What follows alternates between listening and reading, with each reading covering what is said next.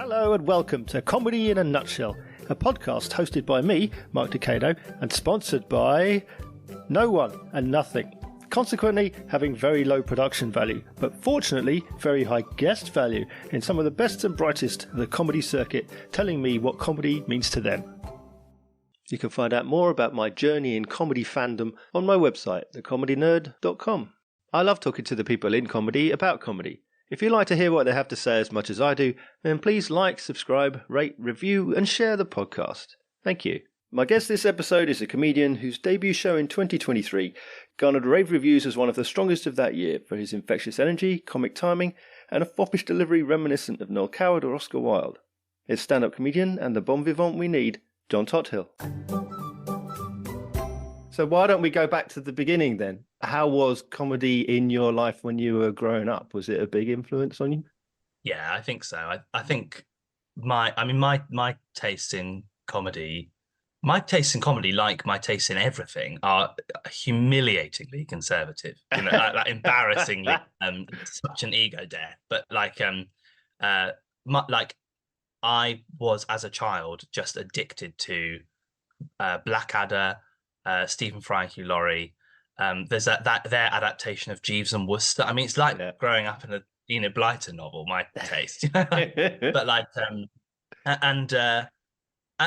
when people quite, I haven't seen these shows actually for like probably about 15 years or so. So I don't know whether I would still like them. I'd imagine I would. Yeah. And when people sort of sling shit at Stephen Fry and stuff like that now because he's got old, I feel like someone's criticizing a member of my own family. I won't stand for it. No, I definitely was a very, very, that all mattered to me a lot. When I was about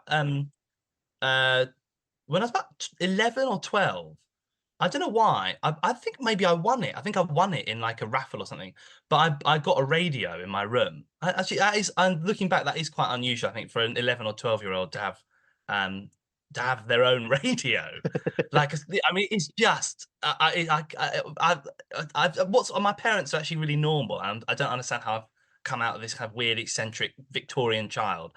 But that I became very, very very taken by speech radio from basically then onwards, and I'm still I have the radio on all the time, even now, and that I think that the comedy seeps in through that quite a lot, and I suppose I think my family are funny. Maybe everyone thinks their family are funny because that is where you get your humor from, maybe. But my family are funny, and I think my dad in particular is quite a well-known sort of gregarious man among his group of friends, and that must have bled into the way in which I kind of see the world and the things that I think are important. Yeah. When you talk about these programs that you watched, were those kind of influences on you becoming a comedian or a comedic style that would come up later?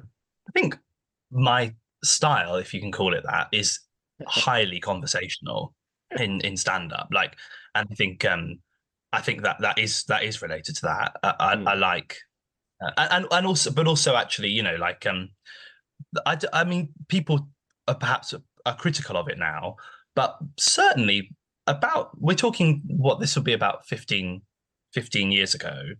That was by any accounts a golden age of speech radio, and I think people associate speech radio with maybe the 20th century, but I think that's not true. I think that when you think about how good radio comedy was about 15 years ago, it's still good, but it was brilliant then. You know, like, do you remember Cabin Pressure with John Finnemore?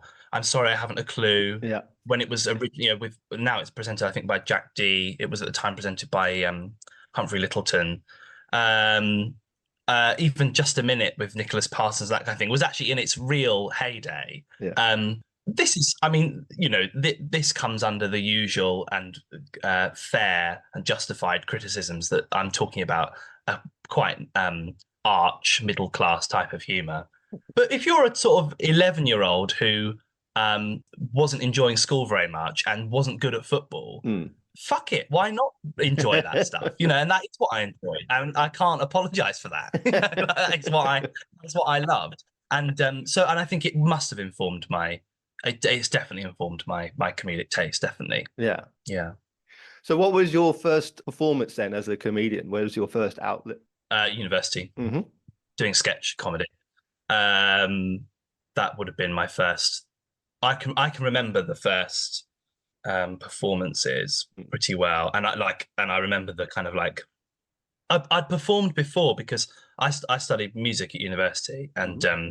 was and took music. I'm painting an image of a really quite miserable teenager, and I wasn't, but I took music very, very seriously when I was a teenager, and that was sort of one of my big passions. And I did a lot of practice and that sort of thing. And so I was used to performing, and I knew I wanted to be a performer from a really young age, and I've never doubted that for a second. That is, it's one of the few like absolute certainties that I have. I will always end up doing something in performance, even if it's rubbish or not financially viable or whatever. There'll still be a part of my life that will involve that.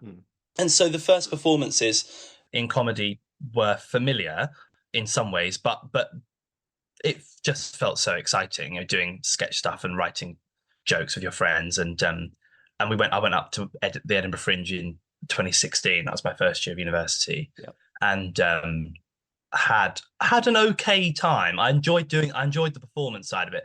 I didn't love some of the other bits of the Edinburgh Fringe. I like it now, but at the time, I think I was intimidated by a lot of Edinburgh. But the performances themselves, that hour a day, was always consistently really fun, and it remains really fun. Yeah, yeah.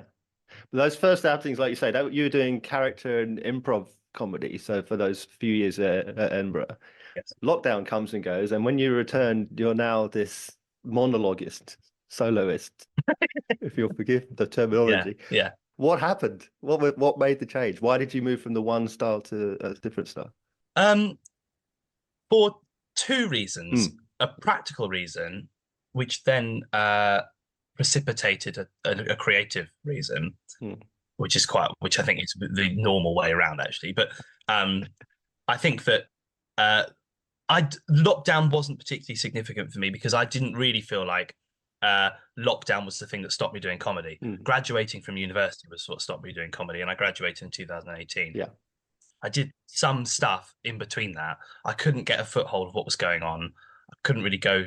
I didn't understand, and still don't understand, but really didn't understand the comedy industry then. Was kind of like putting on like a show in like a pub and being like, oh, maybe I could invite sort of independent talent to this to come and sign me, and which looking back is just it's bonkers. But that's as a 22-year-old, you just don't know what you just know you want to do it, and so you do. I used to. This is so weird. I used to sit on my laptop in a cafe and guess the email addresses of agents and be like, oh, maybe that person's called Tom at independenttalent.com. I know maybe it's Tom at independent.co.uk. I mean, that's mental. That's insane. Like, and I'd be ashamed of telling that story if it wasn't the fact that I know at least 3 other people who did that. So I know that it's, so there's that. But so the lockdown didn't really make a difference because what made a difference was the fact that I didn't know what I was doing. The lockdown happened, and actually I just thought, well, now I'm still not doing comedy, and now the people that I admire aren't doing comedy either, and like we're all just kind of miserable. But I was, even after the lockdown, I was very, very miserable about not being able to perform comedy as much as I'd like to. I found it very, very difficult to work out how to do it, and it was really getting me down because I know how much I've always wanted to do it, and I'm not a kind of I'm not a sort of mad ambitious I'm not cutthroat in the way that I kind of approach things. I really did just want to be performing 2 or 3 times a week because for my mental health, because I just really like it. In the same way that my grandpa gets groggy if he doesn't do golf a couple of times a week. It's just is that thing, the stuff that it's just the thing that people need to do, isn't it? Yeah. So then, so the practical shift into being a stand-up is that it's easier to get booked as a stand-up. There are more stand-up nights. Stand-up comedy is and remains the most popular form of comedy in this country, and it's more popular than sketch comedy. And actually, even even now, then TV is facing a perceived existential threat from social media. Stand up is not going through that crisis. Stand up, there's an arrogance to it that because it's just one person with a microphone, it just feels like it endures, and it probably will. And I think if you're trying to become a small businessman, and you're trying to monetize what you want to do, and that is a steadier and smarter source of income. And so I thought, well, I'll do that. And then once I did that, I just completely fell in love with it. And I think I get the hype. I think it's great. And I was lucky enough in 2022.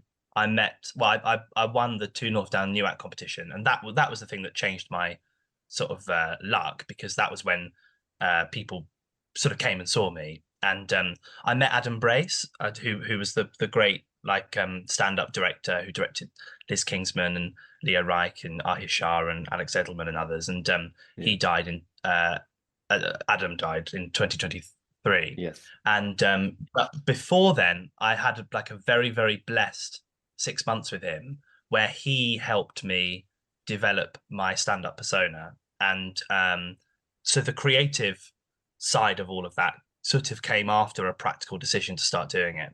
Right. Yeah. Well, what about the passion for music that you mentioned? Because you do talk about the clarinet in your 2023 show, Last Living Liberty.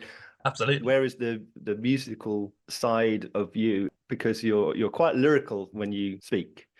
Did you want to make music part of your act at all? Well, thank you for calling me lyrical, first of all.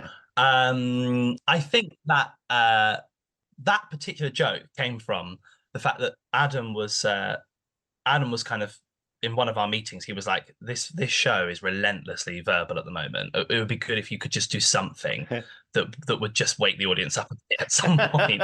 And I already had a routine. I already had a routine that was just so I've got this routine where I kind of say that, I don't know what it's like to, have a kind of to be really dedicated to going to the gym, because all I've been really dedicated to in my life is the clarinet, and that's my gym and that kind of thing. And in the end, Adam was just a bit like that routine just needs to end with you playing the clarinet at some point. It's, and it's fine. That's the structure of a show sorted. Yeah.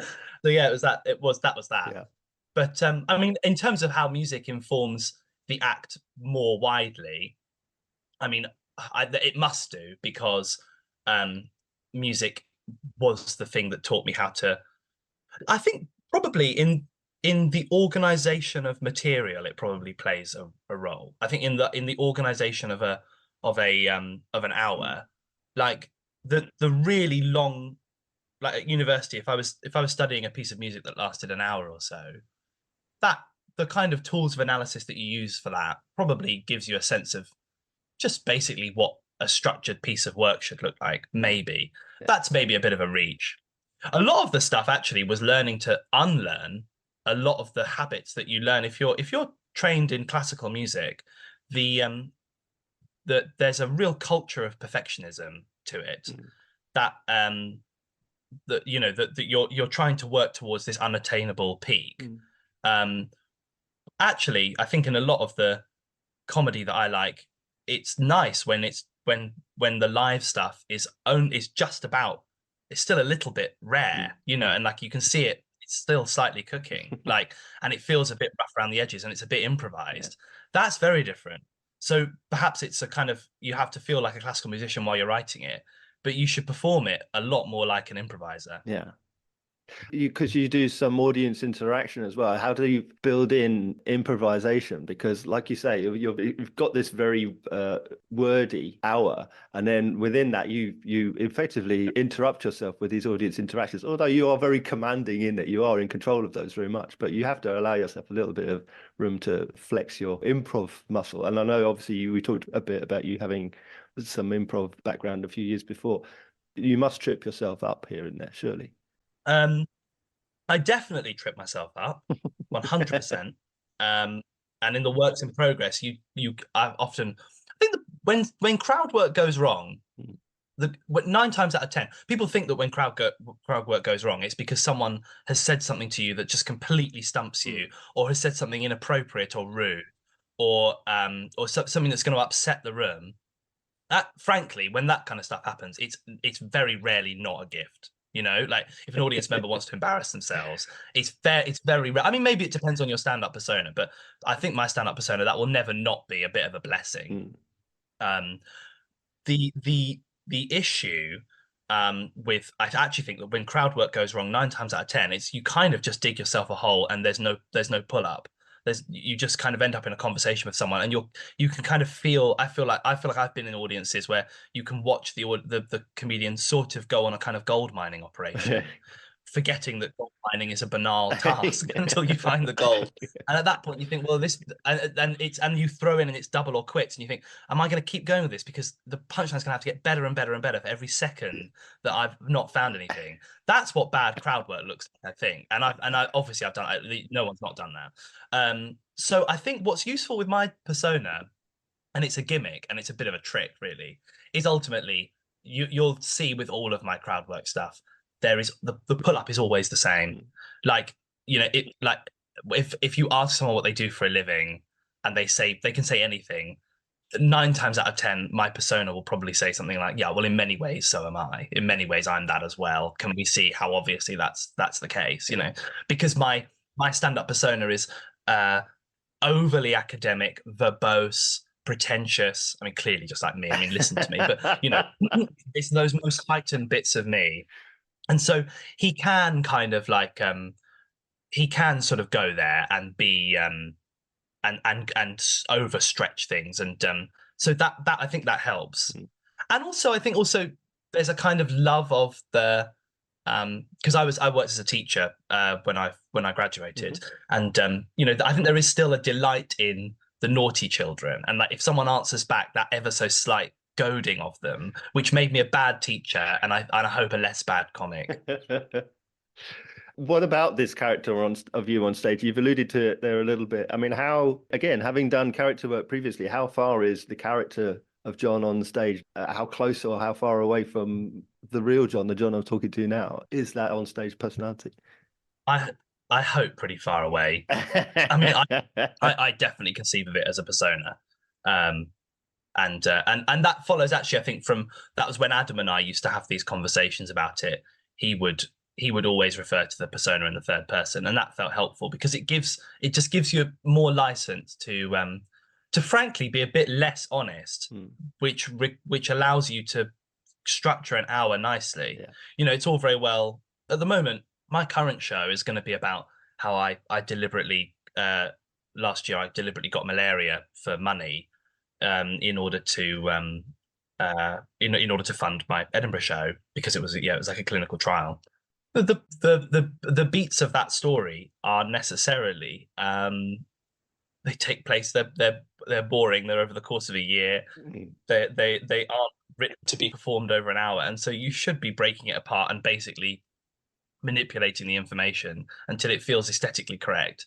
And there's a woman called Moira Budberg who always said stuff like that. She's like, there's things have a literal truth and then actually they have an aesthetic truth, and you should push them into an aesthetic truth, and that's not really lying. It's just kind of it's just, I mean, she actually was, as it happened, she was a double agent, I think, for the Russians at war. So she's not an honest woman, but she had an interest in aesthetic truth. Anyway, I think my stand-up persona is pretty far away. In terms of characterization, he's pretty far away from me, I think. But he's all of the worst bits of me. He's the most kind of pretentious and a very undergraduate. I think he's got a really undergraduate energy. There's it's really like your parents, at its best, the show should feel like your parents have just dropped you off at university, and you don't really, and you've walked into someone's room, and it's this man sort of pontificating on like Socrates and getting overexcited about himself, whereas in reality he's an 18-year-old who hasn't read any Socrates, and you know, I think that's what it should feel like. It should feel like someone who's really excited to be at university or something like that. Yeah, I think that comes across because it very much feels like it's the character was a big fish in a small pond kind of thing, and now that's kind of out of the depth, and they're trying to. I'm only thinking of water metaphors now. They're trying to stay above water. No, absolutely. Which is terrible for a fish. Terrible for a fish. They want to stay in the water, but ideally. But no, I agree with you. And actually, also the struggle of that character also is it very quickly becomes, because of who I am, it very quickly, if you're not careful, becomes a bit alienating and annoying. if you're not interested in sort of satirizing and parodying sort of academic life, so it has to be counterbalanced a by an obsession with the audience and an excitement to be there, and and feeling like it's a really great event that they're kind of putting on. And I think the persona really doesn't work unless he himself is absolutely thrilled that every single person is there. It's a really necessary ingredient of the act, I think. Otherwise, it's too much. Yeah. And how different then is this character from characters that you played in those earlier years in your initial Edinburgh outings? Completely different. Like those characters pre lockdown during university, that they were like sketch characters, and you would play every age, every gender, blah blah blah. This persona has got my name and is me, just is a very heightened and different type of me. But I mean, there must be similar overlapping skills, but I don't think it's in the material. I think it's in how to write the material. I think like learning to write jokes and that kind of thing. Learning to write jokes, I think, is one of the most transferable skills that you can have. I think, like in terms of, I don't think that. I think if you can write jokes for one medium, you can probably write them for others. Maybe, or maybe that's not true. But I think I feel like I learned to write jokes at university, and now I deploy that now. But it's not the same. It's certainly not the same character. You mentioned about winning Two North Down New Act, for example. How do you feel about competitions, either as in and of themselves or your part in them? I'm unapologetically in favour of them. Like I think that they're good, and I think that they raise the bar, and I think that frankly they're good for access. I think that there's a democracy to giving someone 5 minutes to do something that they've worked on and to progress through a series of heats. And but of course I think that I benefited from it hugely, but I did not know how to get into comedy. And the frustrating thing about that is because I'm so unlikable. When I was feeling frustrated about not getting into comedy, I didn't feel that much imposter syndrome. I didn't think, well, I'm not good enough. What pissed me off is I thought, I know I'm quite good at this, and I just wish someone would come and watch me.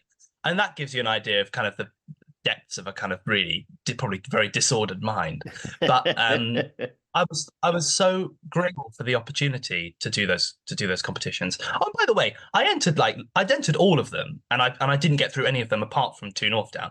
I appreciate there's a even if I think I deserve to get to the final or something, I appreciate there's a role of luck in all of this. So it's not a perfect system. Yeah, I think it's probably better than. I mean, it's better than, for example, going to a private school and inviting agents to your showcase in sixth form, which I'm aware happens. It's better than inviting agents to come and see the Cambridge Footlights. These are as far as schemes for ease of access into an industry go, an open application competition is pretty fucking good, I think. Yeah. Let's talk about then doing comedy for the first time in its differing forms. Was going out and doing comedy live for the first time what you anticipated it would be? What were the expectations? What were the surprises that you found? I think I was really lucky that on the first day of the Edinburgh Fringe for my debut, I was really, really lucky that my producers, Country Mile Productions, who are just I've just changed my life, really. I love them so much. I think they very kindly, I haven't asked them this, but I think basically packed the audience full of their allies on the first night of Edinburgh. I think they knew that I wasn't sure what to expect. I was very worried that the debut show wasn't going to work. It was my first time doing an hour. Yeah. And that first night went very well. And after that, I could just feel all my I was about to say all my sphincters relaxing. I feel all my sphincters relaxing, but I just could feel the tension leave my body, and since that was a real blessing, because then obviously when you go to Edinburgh, across those 25, 26 performances, some of them are terrible, and I certainly had a fair share of that. and so I was grateful that that first one was really, really good. Thank God, actually, because otherwise that would have been I think if that first one had gone badly, I think that would have rattled me quite a lot, and that would have affected my confidence a lot. And Alex and Catherine from Country Mile must have known that, so I think they helped a lot. So that was that. Other first performances, yeah, I remember very well, like performing at university and with my friend Rath, who's a monk now. You know, the number of comedy parts who go into the church is amazing, and also simultaneously unsurprising. But like I remember doing a show with him, and just the feeling of being on stage with him, and the feeling of people laughing and stuff was just like, I think it is highly addictive and compulsive, and it hasn't stopped being that. And even like the worst performances, I actually don't really, I don't care. Like if something goes badly, that's not how. I don't think that's how you. I don't think that's how you get to me. I think you get to me by calling me fat or something like that. If you don't laugh, I don't care. That's fine. You know, I'll just do it again. You say that you don't care, and then, but also a moment ago you said about if the first performance of a run had gone badly, that you would have been shaken by that. Is that the sort of, do you get nerves or anxiety, but only initially, and then once you're performing or once you've done a few shows? Yeah. No, yes, that's a really good question, and you're right. That is a complete hypocrisy and a contradiction. Actually, you're right. For that first performance, I was very, very nervous because it was a new show with a new act. First time doing stand up, and I genuinely thought this might be terrible. And you're right. My self esteem was on the line hugely. I think it's more the case of now. What I mean now, I think, is I don't get nervous before work in progress shows, and I don't get nervous before doing mixed bill nights in familiar places. But every time it feels like a step up, a new show or a new type of night or a big audience or a different type of audience or an audience in another city, that's all of the nerves do then come back. And I do get even on the days when it isn't necessarily tied to my self-esteem, I will still get flattered and a bit nervous, and I like that. I quite enjoy it, so it's fine. But yeah, but you're right. Yes, you're absolutely right. Yeah, I do get nervous for stuff. Yeah. What about feedback and criticism? Your debut show last year was very well received, lots of fantastic reviews across the press. How do you feel about reviews and feedback and criticism in that respect? Well, I've only done one sort of outward facing, sort of fully publicized show, which was last year, and it went down well. So I can't speak to what it's like to be on the receiving end of really bad criticism. Come back to me in August and I'll tell you. I've heard that second shows are really hard from a publicity perspective. And I think also, if you're doing a debut show, if you're The Guardian and you've come to review a debutante comedian and you don't like it and you give it 2 stars, that review will not get published. It's the idea that The Guardian will sell newspapers from shitting on an unknown comedian, an unknown 26-year-old, is just, the press in this country is problematic, but it's not. It's not. At least it's still vaguely. It's sadistic only when it's self-serving. But I think now it would be more likely that, I mean, it's still very unlikely that any journalist would still come and see my show. I mean, I think publicizing a fringe show, I think, is really hard. And it is still, the number of journalists who invite and the number of journalists who come is obviously, it's a very, very small fraction. And the number who publish is even smaller than that. And I think for reasons that I'm not an expert on, but it's my understanding that journalists are at the Edinburgh Fringe for less and less and less time and fewer days. And so I think it's hard to even get reviews in. But there is probably a bigger chance now, because I had a good-ish debut last year. Although I'm still not, I'm not a kind of industry darling, I don't think. Although maybe no one feels like that. But I think that a journalist might have a greater interest now that if my show this year is bad and they want to give it 1 star, it's more likely that will be published now than it was last year. So we'll see. But broadly speaking, to be honest with you, think the reviews I received, even the negative ones, were pretty fair. In fact, the reviews that I agreed with the most were kind of the 3-star reviews for my show. I actually came away, I read this and thought, yeah, that is actually bang on. That is completely, because the criticisms are valid, right? I think asking someone what they think of criticism is a bit like asking someone what they think of, like, what do you like comedy? It's like, well, I like the good stuff. And a lot of the criticisms of my show have been like, it's too verbal, it was highfalutin, it was alienating. That's very true. It's not going to stop me doing it, the act that I want to do, but it's not for everyone, and that is completely fair. Do you read reviews when they're published? Do people bring them to your attention? Do you avoid them until the end of the run and then catch up, that sort of thing?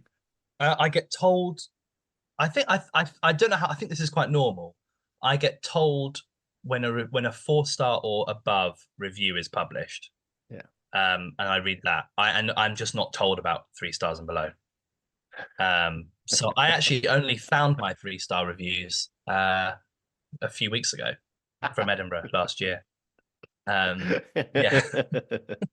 The best one was I got something like a 1-star review on medium.com, where the writer had sort of essentially emotionally checked out of the show because I'd made the argument that before the year 1517 you couldn't own a Bible in England, and in reality before 1517 you couldn't own a Bible in English in England. And she was fuming, and she really, really cross that I'd made that mistake. And so the show's not for everyone. That's interesting, because it feels like when you open that show, you're going into this heavyweight, very specific material. But of course, that's not the be all and end all of the show. It's the tangential, it's everything around that. Do people get hung up on that kind of tiny detail? That thereby missing the whole point. That's what it should be like, right? No, I hope that the correct way of watching the show. I think that the way that in which the show is intended, that you go to watch someone tie themselves in circles and get excited about being in the room and losing their strain all the time. Yeah. I don't think you should come to the show if you want to revise for your A-level history, but fair enough.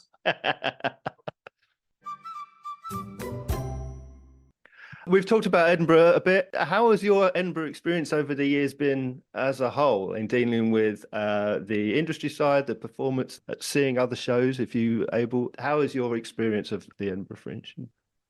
I think I can see the advantages of it now that I've done it. I think that I was dreading going last year. I never used to enjoy Edinburgh when I was going up as a student, because it felt, fuck's sake, going to the middle of Scotland for the whole of the hottest month of the year is ridiculous. Yeah, it's like a Scandinavian winter. It's just awful. And so I don't, and it's very, very expensive, which is why I went on a clinical trial for money to go and fund it. So you can't stop thinking about the expense, and you can't stop thinking about the fact that for an equivalent amount of money, you could spend August touring the world, and seeing the Taj Mahal and the pyramids and stuff like that. But now I don't think that anymore. Now that I did the Fringe, my Fringe experience last year was good. I was, very, very concerned about the show all the time, and I don't think I'll be like that this year. And I was quite sort of preoccupied last year with, I don't know, just all sorts of anxieties, I think, all the time. But now that I've done that and I've met people who do comedy, and I'm trying to do more comedy. Comedy is, for such an extroverted discipline, and a discipline that I'm in because I'm so compulsively extroverted, it's a remarkably, without sounding too world's tiniest violin or whatever, but it is a remarkably lonely pursuit of like, you are, for the 20 minutes that you're performing on stage, which is electrifying and wonderful, and I wouldn't have it any other way, you are probably getting a sort of 3-hour train to Bristol on your own, and then on a Friday night, and then you're coming back. You won't get home till about 1:30, and that's sort of, that was your Friday, for example. And then and obviously live comedy necessarily exactly mirrors social hours, you know. So you do give a lot of your not just your free time, but your kind of your golden time. Speaking as a former teacher, you give up a lot of your golden time, and that is disappointing, but inevitable. And Edinburgh is good for countering that, because actually I can now see the benefit of spending a month with people who are a bit like you and who have that similar lifestyle, and for whom they kind of get all of their socializing in 1 month of the year. Like a sort of like sun photosynthesize, like a plant photosynthesizing. You know, you get it all and then you kind of store it up. So I think there's that's a great advantage of it, and I am actually, for the first time ever, I'm really looking forward to the Fringe this year. Even though my show might be a bit of a flop, I don't know. You know, I think it'll be good for me to go up there and see people, and actually see. I didn't see any shows last year. I saw some shows, but not many. You know, whereas I'd like to go and see a lot of shows this year and re-enter the culture. Yeah. More than anything, I'm excited to see Colin Holt's stand-up show.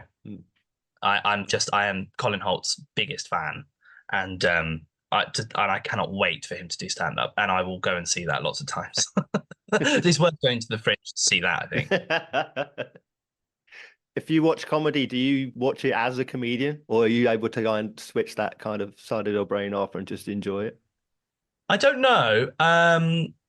I think broadly speaking, I think I watch things pretty uncritically. I think I am. I like going to the theatre. You know, I like putting on a nice outfit, having 2 vodka sodas, and then wandering into the Soho Theatre, seeing a show, and then having dinner afterwards.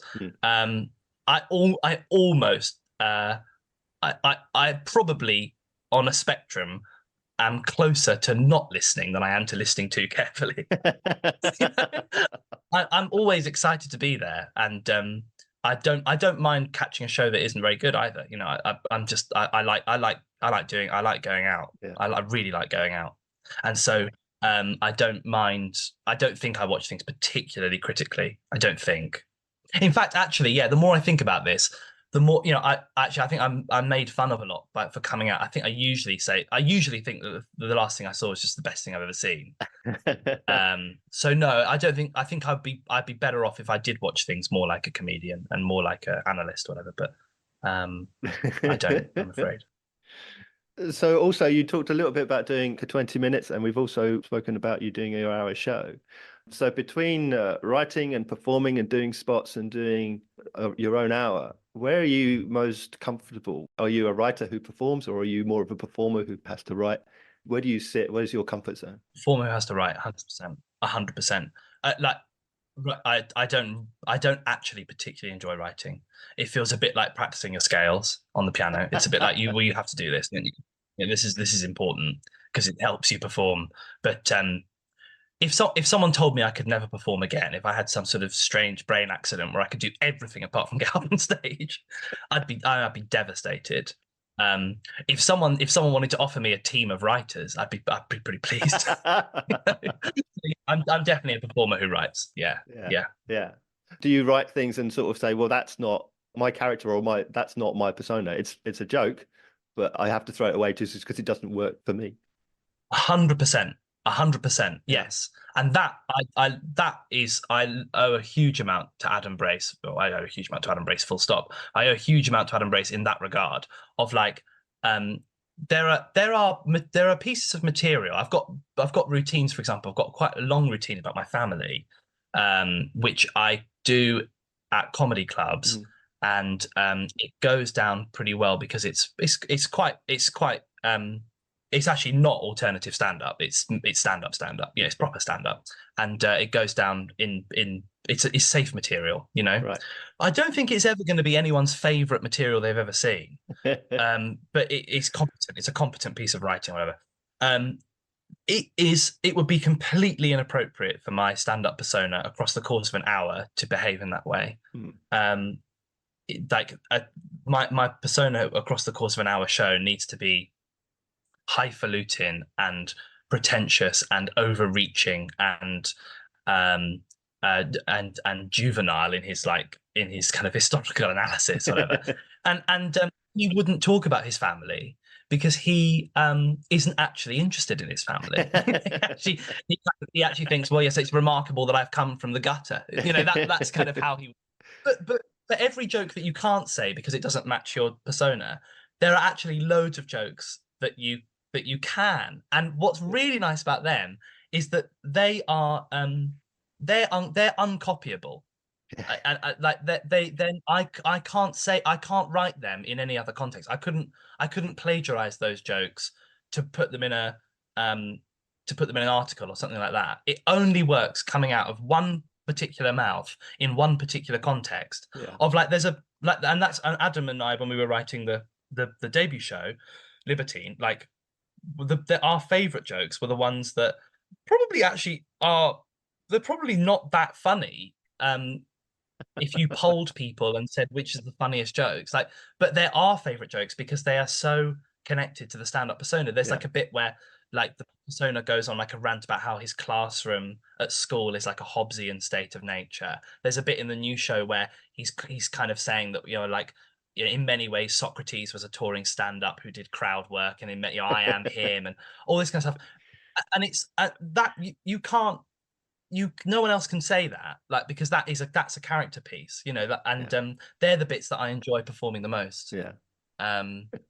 Because they feel like they feel like you're giving people something a bit new, and I think that's good. Yeah. And in that same respect, do you keep things in that you've written, even if they haven't played well, for for your own amusement, to stuff that you like and it didn't work, but you like it, so you're going to hang on to it? If there's something that goes down badly in a work in progress and I really like it, I might keep that in for 2 more work in progresses. But I am not going to. My show's got directors and producers. Like, it wouldn't you actually don't have as much control. I don't have as much control over what goes in as you might think. Like, and in fact, that's a bit in the new show, is sort of saying stuff if it goes down badly, being a bit like, I'm not cutting that. The directors told me to cut that. I'm the one in charge. Like, but no, I actually without being too sort of I don't know, sort of aesthetically Faragiste about it. Like, I actually think that people, if you pay £9 for a ticket, you've actually paid quite a lot of money. You've paid that's the price of like a cocktail in London. Well, actually, I wish it was the price of a cocktail in London. It's the price of half a pint in London. Is this thing on? But like, there's a thing that my character wouldn't say on stage, but I would like to. But anyway, if people pay money for a ticket, you should make it funny. You're not there for your own benefit. You're there for their benefit, actually. You're there to give them a good time, and you should derive your pleasure from. Well, I can't speak for every comedian. I derive my pleasure from feeling like I'm doing a good job, and so no, I'm not. I don't really have much introverted pleasure from keeping things in that I think are funny. And you fuck's sake, you're not a novelist. You're not a poet. You're a nightclub act. I think you should simmer down and tell better jokes. Do you have any favorite lesson that you've learned? Something that like informs your philosophy going forward?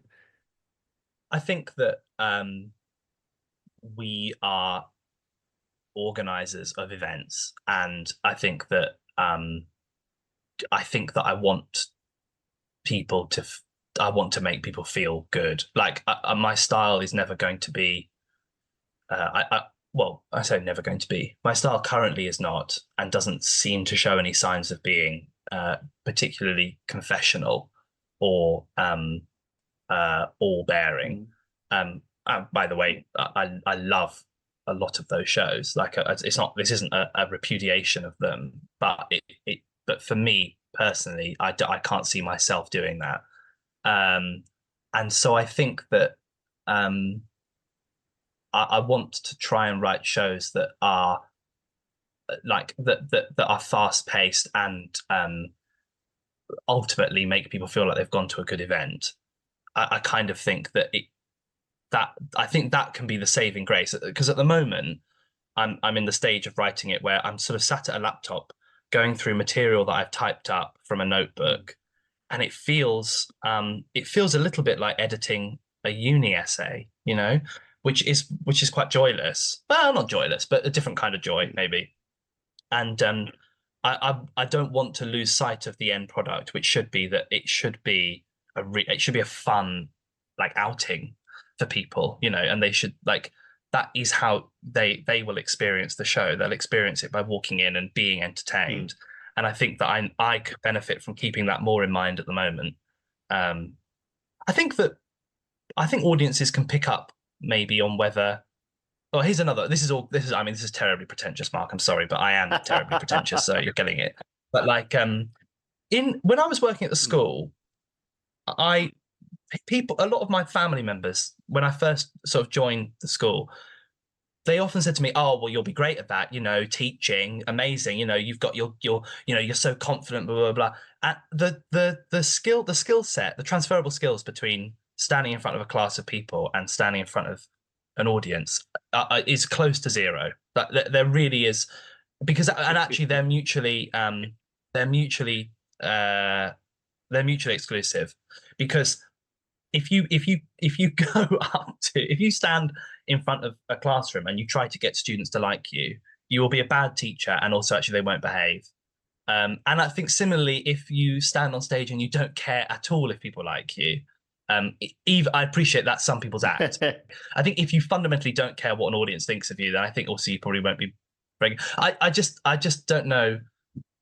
I think basically, sorry, the thing that I've learned from being a teacher, that I think the one thing that does apply to being a comic is I spent a long time as a teacher wondering about why some teachers command behavior and some don't, when actually it's not necessary. I mean, there are big terrifying men who teach in secondary schools, and it's pretty clear that they are keeping control because they are massive. and it's just, and there's just the psychology of that, it's like so obvious, and they don't even have to shout, and there are some teachers who keep control because they can just turn on a knife edge and suddenly flip out, and that can also command behavior. But you also get sort of like, you can get very, very softly spoken, quite small physically, sort of maths teachers who just, for whom people just behave, and it's magic. Like, and all of those, and I as a teacher, I had a real problem with behavior. My class were pretty badly behaved. I mean, I was in a school that was, had behavior problems anyway, but I couldn't really work out what it was, because it doesn't seem to be a physical trait or a trick. But I think there is an underlying psychology of like, actually, kids misbehave when there isn't any trust in the room. If the teacher comes into a classroom and there's a feeling like, actually, one of the reasons why in modern sort of like teaching classes and stuff, you get told that one of the most important things is how students get greeted. You're supposed to, a good way of getting behavior into a good shape in a school is getting them to line up outside and like actually saying like a proper good morning to everybody, and it kind of enfranchises them in the life of the lesson and the school or whatever.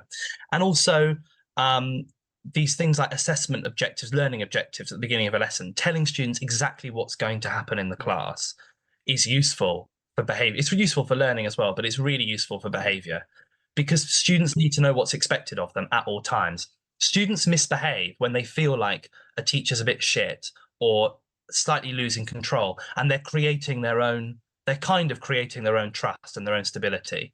I think that is genuinely transferable to live comedy.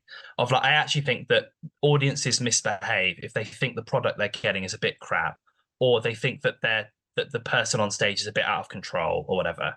And my persona gets out of control and is supposed to get out of control, and that's part of the act. He loses the thread all the time. But in the back of your mind, there are really clear differences for me between the shows that I did where I was pretending to lose control, and deep down there was a kind of calm, and I could see that those shows were going down well, and shows where I was losing control and I actually didn't fucking know where I was, which is an important process to go down. But those are the ones where actually audiences start to smell danger, and then they might switch off, or worse, kind of walk out or get involved or whatever. I think that is quite transferable. So maybe that's a kind of philosophy for you. But well, given that, then it seems an apt moment to say, what have then been your best and worst experiences in comedy thus far? Best experience. I mean, just so many. Like, I feel really grateful to be doing it, and I want to do this. I want to do it till I drop. Like, I just love it so much. Like the last night of my Soho Theatre run was really special. First night of Edinburgh. I mean, even more than that, like it feels like my passport into a world with which I'm in love. You know, I love the people that I've met. I love the feeling of purpose that it gives my days. I love the fact that even when it's not going well, at least I'm trying to do a thing that I really love. Like there are sensuously nice moments where you are on stage and you are chemically feeling really good because people are laughing at your stuff, and all good gigs I think look the same, you know. But more than that, I'm just really grateful that I know what I want to do, you know, even if that's also a bit of a curse when it doesn't go my way. But like I'm gonna keep doing this for the foreseeable. And so yeah, that is my best experience, is just the fact that I'm it's a lovely thing to be thinking about, and what a lovely way to spend your time, to be thinking about how an hour of show can be made funnier.